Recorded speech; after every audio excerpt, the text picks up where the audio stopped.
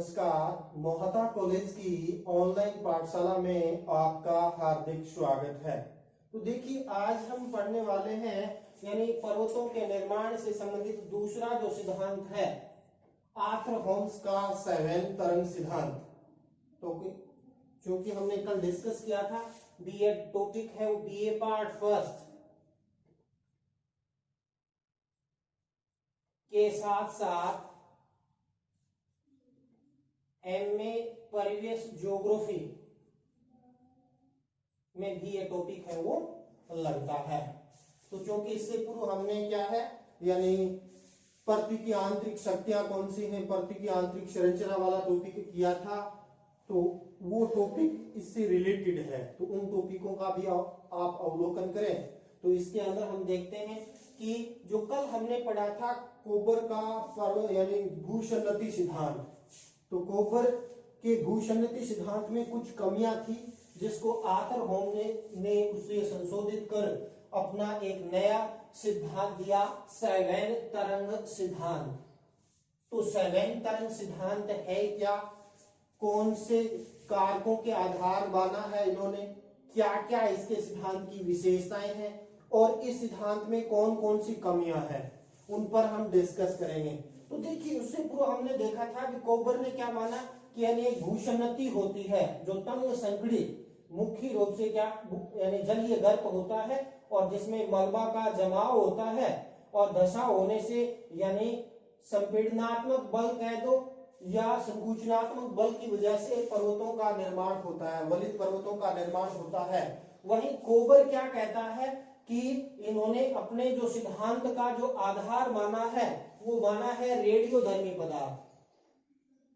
रेडियोधर्मी पदार्थ भी पृथ्वी के आंतरिक भाग में इन्होंने बताया कि पृथ्वी के अंदर क्या है यानी दो प्रकार के मंडल पाए जाते हैं, दो परतें इन्होंने बताई है। इसमें एक में तो इन्होंने बताया कि ऊपर वाली जो परत होती है वो तो बेसिकली होती है क्रस्ट, वो क्रस्ट है ये ठोस अवस्था में बताई। इसने क्या बताया कि जो हमारे पृथ्वी है इसका ऊपरी भाग है ठोस पदार्थों से बना है और इसमें रेडियोधर्मी पदार्थ है जिसमें यूरेनियम है, थोरियम है और मुख्य पोटेशियम है, जैसे कई रेडियोधर्मी पदार्थ है वो पाए जाते हैं। और इन रेडियोधर्मी पदार्थों से क्या है यानी ऊष्मा का अथाह संचार होता है जिससे क्या होती है सैवेनीय तरंगें उत्पन्न होती है। तो इन्होंने अपना रेडियोधर्मी यानी पदार्थों के आधार पर सैवेनीय तरंगों से यानी इन वलित पर्वतों की उत्पत्ति बताई है। वहीं कोबर देखें तो उन्होंने कहा कि क्षैतिज संपीड़नात्मक बल लगता है, क्षैतिज संकुचनात्मक बल लगता है जिसके कारण क्या है वलित पर्वतों की उत्पत्ति यानी उन्होंने बताई है। उन्होंने कहा बीच वाला जो मंडल है वो अधस्तर का है। इसने क्या कहा है, अधस्तर के रूप में परिभाषित किया है और इसको उन्होंने तरल अवस्था में बताया है यानी द्रव्य अवस्था में इसने बताया है। तो जो आर्थर होम्स है उन्होंने जो अपना जो ये सैवेन तरंग सिद्धांत दिया, क्योंकि ये जो आर्थर होम्स के बारे में थोड़ा सा डिस्कस कर लेते हैं कि आर्थर होम्स ब्रिटिश के भूगर्भ शास्त्री थे। क्या थे? भूगर्भ शास्त्री थे ये।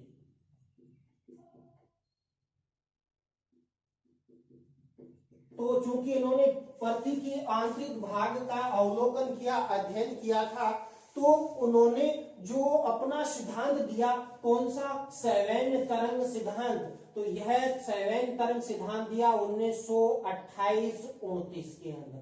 तो सर्वप्रथम तो यह आ जाता है कि वलित पर्वतों की उत्पत्ति से संबंधित सैवेन तरंग सिद्धांत का प्रतिपादन किसने किया यानी ब्रिटिश अर्थ यानी भूगर्भ शास्त्री आर्थर होम्स ने। कब दिया? 1800 यानी 1928-29 के अंदर अपना सैवेन तरंग सिद्धांत है वो प्रमुख रूप से दिया। उन्होंने क्या माना कि पृथ्वी के अंदर यानी दो परतें पाई जाती है, ऊपर वाला यानी क्रस्ट है जो ठोस अवस्था में है, इसमें रेडियोधर्मी पदार्थ यूरेनियम, थोरियम, पोटेशियम और जैसे कई रेडियोधर्मी पदार्थ पाए जाते हैं, उसकी वजह से यानी अथाह ऊष्मा का संचार होता है। दूसरा उसने बताया कि आंतरिक भाग अधस्तर है वो तरल अवस्था के अंदर पाया जाता है। तो इसके आधार पर यानी मुख्य रूप से आर्थर होम्स ने अपना सैवेन तरंग सिद्धांत दिया।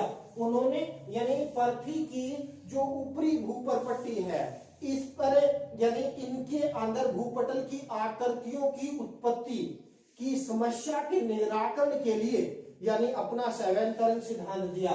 उन्होंने यानी सर्वप्रथम बताया कि पृथ्वी के अंदर भूसन्नति का निर्माण कैसे होता है या सागर नितल पर्शन कैसे होता है उसके बारे में यानी बेसिक यानी बताया।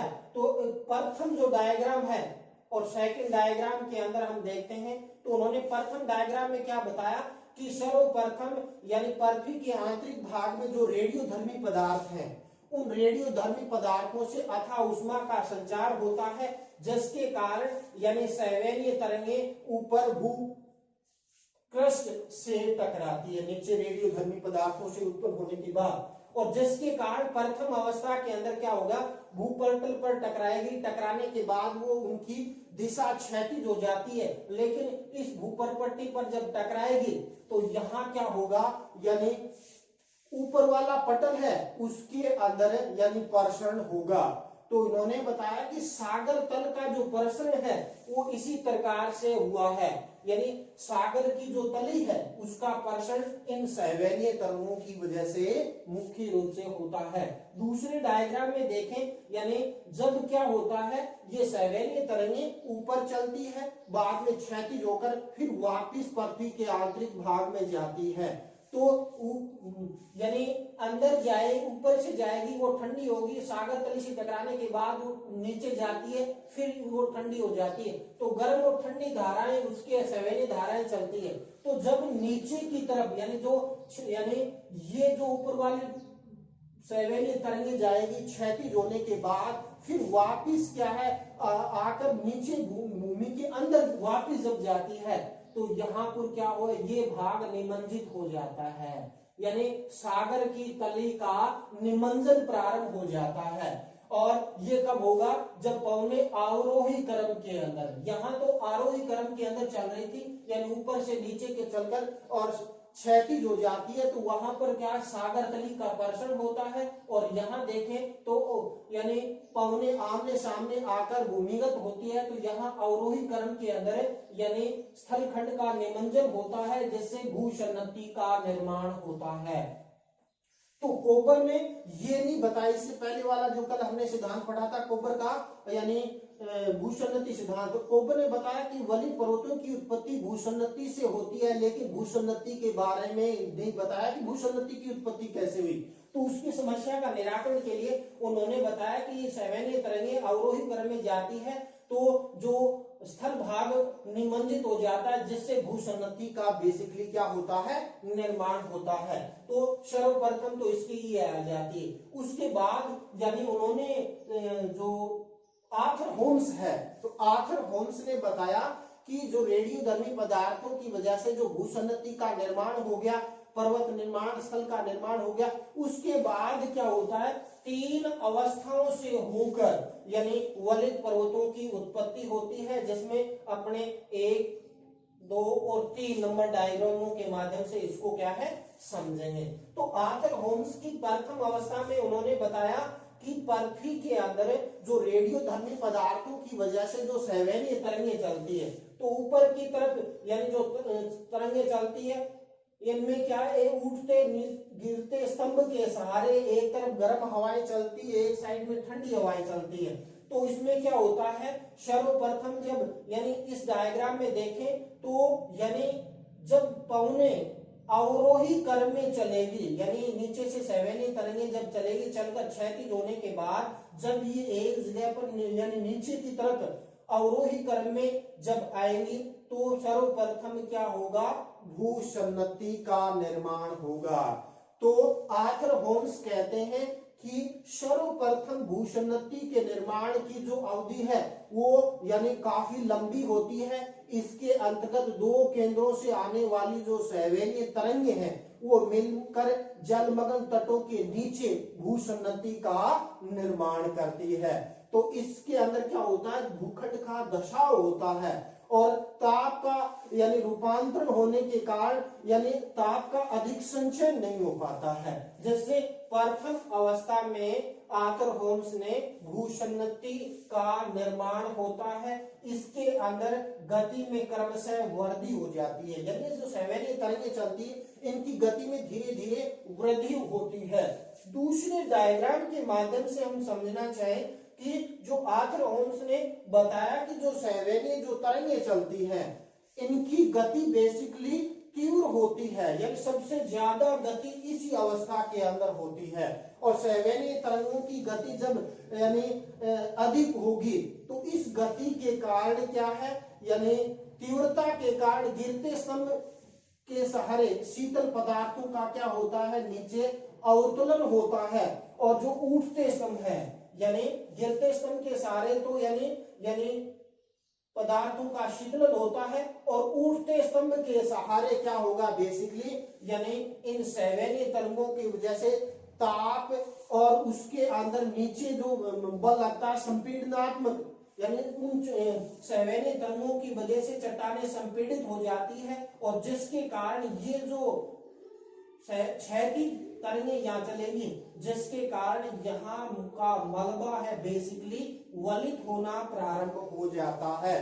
तो द्वितीय अवस्था में आर्थर होम्स ने क्या कहा कि सेवेनिय तरंगों की गति है वो बेसिकली यानी अत्यधिक तीव्र होती है, इसके अंदर समय कम लगता है, तरंगों की गति में तीव्रता के कारण क्या है, गिरते स्तंभ का तो शीतल पदार्थों का अवतरण होगा, लेकिन उठते जो स्तंभ में तप्त पदार्थों का प्रवाह इसमें यानी क्षैतिज संपीड़नात्मक बल के कारण क्या है, वलित पर्वतों का निर्माण है वो प्रारंभ हो जाता है। तो द्वितीय अवस्था में वलित पर्वतों की उत्पत्ति होती है। इसमें आर्थर होम्स ने बताया कि जो क्षैतिज सेवेनिय यानी तरंगें जो उठती है गिरते और उठते स्तंभ के सारे, तो क्योंकि जब नीचे जाती तो मैंने बताया अधः स्तर है, तो अधः स्तर से टकराएगी तो ठंडी हो जाएगी, और ऊपर से आएगी जो गर्म होगी तो गर्म और ठंडी धाराओं का सर्किल चलता है, जिसको उसने उठते हुए गिरते स्तंभ के रूप में मुख्य रूप से क्या है परिभाषित है वो किया है। इसके बाद हम थर्ड अवस्था में देखते हैं, तो आर्थर होम्स ने बताया कि सेवेनिय तरंगों की तीव्रता धीरे धीरे क्या है कम होने लगती है, गति में ह्रास है वो बेसिकली प्रारंभ हो जाता है, जिससे उसमें सेवेनिय तरंगों के अंदर क्या है यानी धीरे धीरे कर वो समाप्त होना प्रारंभ हो जाती है, लेकिन वहां का मलबा है वो धीरे धीरे विस्तारित होता जाता है, वलित पर्वतों का विस्तार है वो इसके अंदर होता है। तो इस प्रकार आर्थर होम्स ने सेवेन तरंग सिद्धांत के माध्यम से वलित पर्वतों की उत्पत्ति को समझाने का कार्य किया है। उन्होंने अपने पक्ष में बताया कि निक्षेप के समाप्त होने पर जो गिरते स्तंभ का ऊपर दबाव कम हो जाएगा, जिससे गिरते स्तंभ के पदार्थ है वो धीरे धीरे ऊपर उठने लगते हैं, और इससे क्या है पर्वतों का उत्थान है वो प्रारंभ हो जाता है। इसके बाद उन्होंने बताया कि दबाव कम होने लगता है, और जिससे क्या है इन पदार्थों के नीचे दबाव ऊपर उठने लगता है, जिससे इन पर्वतों में पुनः उत्थान है वो प्रारंभ हो जाता है। तो इस प्रकार आर्थर होम्स ने अपने सेवेन तरंग सिद्धांत के अंदर यानी रेडियोधर्मी पदार्थों की वजह से सेवेनीय तरंगों की उत्पत्ति होती है, और ये सेवेनीय तरंगें हैं यानी आरोही अवरोही क्रम के अंदर एक तरफ से शीतल चलती है, एक तरफ से ठंडी सेवेनी धाराएं चलती है, और सर्वप्रथम भूसन्नति का प्रथम अवस्था में भूसन्नति का निर्माण होता है, इनकी गति क्रमशः वृद्धि होती है। द्वितीय अवस्था में गति सर्वाधिक होती है, जिससे यानी वहां का जो मलबा है वो वलित हो जाता है, वलित पर्वत का निर्माण होता है। तृतीय अवस्था में गति में ह्रास होता है, लेकिन मलबे का विस्तार होता जाता है, और वलित पर्वतों की एक श्रृंखला प्रमुख रूप से क्या है बन जाती है। तो ये तो आ जाता है बेसिकली आर्थर होम्स का सेवेन तरंग सिद्धांत। इस सिद्धांत की क्या क्या आलोचनाएं थी, तो उस आलोचनाओं की बात करते हैं। तो यानी आर्थर होम्स ने उठते गिरते स्तंभों की जो धारणा है वो संदेहास्पद लगती है। एक तरफ तो कहते हैं कि इससे क्या है, यानी सागर तली का पर्शन होता है, यानी निमंजन होता है। दूसरा कहता है उठते स्तंभ के सारे, यानी जब ठंडी सैवैनी धाराएं चलेंगी, फिर गिरते स्तंभ के सारे यानी होठ धाराएं निकलती है। लेकिन इससे क्या होगा, यानी वलित पर्वतों का निर्माण कैसे होगा, इसके बारे में अभी अन्य भूगोलवेता है वो संदेह पैदा करते हैं। तो सर्वप्रथम तो आलोचना क्या होगी, उठते गिरते स्तंभों की धारणा संदेहास्पद लगती है। दूसरा इसने बता दिया कि पृथ्वी में सैवैन तरंगों के ऊपर उठने का जो ताप प्रवणता तथा रेडियो धर्मी पदार्थों पर आधारित बताई है। तो इसके बारे में बहुत ही कम जानकारी है कि ये रेडियो धर्मी पदार्थों की वजह से हिमालय है, एंडीज है, रॉकीज है, या ये जो इतने लंबे चौड़े पर्वत श्रेणियां हैं बोले, इन यानी रेडियो धर्मी पदार्थों की वजह से इसका निर्माण नहीं हो सकता। तो यहाँ पर भी इनकी आलोचना प्रमुख रूप से होती है। तीसरी, यदि हम आर्थर होम्स के सैवैन तरंग की सिद्धांत की आलोचना की बात करते हैं तो उन्होंने बताया कि क्रस्ट के नीचे सैवैन तरंगों का क्षैतिज प्रवाह एक संदेहास्पद है। यानी इन्होंने बता दिया सैवैन तरंग क्षैतिज हो जाती है ऊपर पट्टी, लेकिन ये कई बार ऊपर भी आकर यहाँ विस्फोट भी कर सकती है, ज्वालामुखी प्रस्फोटन भी हो सकता है। तो इसके बारे में यानी आर्थर होम्स ने अपने सिद्धांत में कुछ नहीं बताया। इसके अलावा चौथी इसकी आलोचना होती है कि जो रूपांतरण के द्वारा यानी जो गर्म सैवैनी धाराओं के नीचे की ओर धसाव एक भ्रामक समस्या है। यानी भूसन्नति के अंदर जो नीचे सैवैनी आरोही क्रम में आती है उससे धसाव की क्रिया संभव नहीं हो सकती कि यानी सागर नितल का भाग निमंजित हो जाए। तो यानी भूसन्नति का निर्माण के बारे में भी कई भूगोलवेता इसके सिद्धांत की प्रमुख रूप से आलोचना करते हैं। इसके अलावा इनके सिद्धांत की यदि आलोचनाओं की बात करते हैं तो वह सैवैन तरंगों का आविर्भाव से महाद्वीपों के नीचे कुछ सीमित केंद्रों पर ही पाया जाता है, लेकिन ये वलित पर्वत तो बहुत से क्षेत्रों में पाए जाते हैं। तो यानी ये क्रिया संभव नहीं हो सकती कि सैवैनीय तरंगों की वजह से इन वलित पर्वतों की उत्पत्ति हो जाए। तो यहाँ पर भी इसके सिद्धांत की आलोचना होती है। इसके अलावा यानी आरोही क्रम के अंदर यानी सैवैनीय तरंगें नीचे मुड़कर जो क्षैतिज रूप में चलकर ऊपर से नीचे चलती है, तो इसके बारे में भी यानी इन्होंने बताया कि सैवैनी तरंगें ऊपर आती है फिर क्षैतिज हो जाती है, तो क्षैतिज की अपेक्षा ये ऊपर की तरफ भी बढ़ सकती है। जैसे ज्वालामुखी विस्फोट प्रस्फोटन हो सकता है, ज्वालामुखी पर्वतों का निर्माण हो सकता है। इन्होंने कहा बस यानी भूपृष्ठ के नीचे जाकर ये क्षैतिज हो जाती है, लेकिन सीधी भी जा सकती है। तो इसके बारे में भी आर्थर होम्स ने अपने सैवैन तरंग सिद्धांत के बारे में ज्यादा अधिक विस्तार से अधिक नहीं बताया।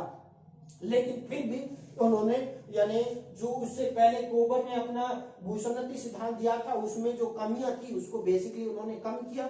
उन्होंने कहा भी संकुचनात्मक बल की अपेक्षा यानी रेडियोधर्मी पदार्थों की वजह से सैवैनी तरंगें चलती है और पृथ्वी में अथाह मात्रा में रेडियोधर्मी पदार्थ है, उससे अथाह मात्रा में उष्मा का संचार होता है। तो इसके बारे में भी एक संदेह को उन्होंने दूर किया और भूसन्नति के निर्माण की संकल्पना को यानी साकार किया कि भूसन्नति इस प्रकार से निर्माण होती है। ओवरऑल कहें कि ये सिद्धांत वर्तमान समय में भी प्रासंगिक है और इसी कारण ये यानी बीए पार्ट फर्स्ट और एमए के अंदर पढ़ाया जाता है और विभिन्न यानी कंपटीशन एग्जामों में इससे संबंधित प्रश्न है वो पूछे जाते हैं। तो ओवरऑल हमने आज आर्थर होम्स का सैवैन तरंग सिद्धांत देखा।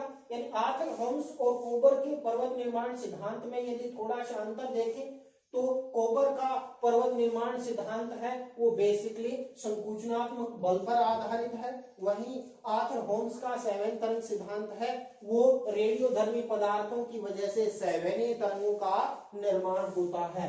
वहीं कोबर ने क्या बताया, दो ठोस भूखंड के अंदर भूसन्नति के अंदर मलबा जमता है, फिर इसमें आमने सामने की भिड़ते हैं जिसकी वजह से मलबा उलित होता।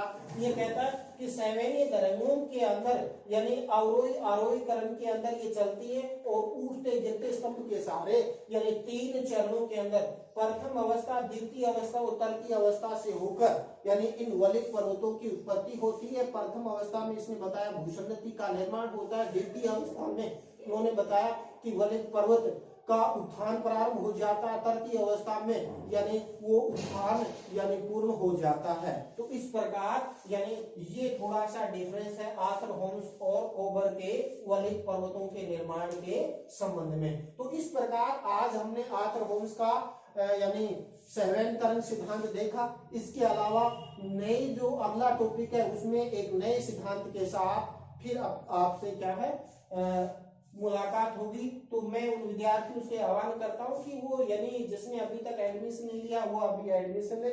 और इसके अलावा यानी ये क्लासें ऑफलाइन क्लासें भी ऑन होगी, इसके साथ ऑनलाइन क्लासें भी आपकी जारी है। तो इनको आप कंटिन्यू प्रोसेस के अंदर देखें। इसी के साथ आज का वीडियो यही समाप्त करते हैं। जय हिंद, जय भारत।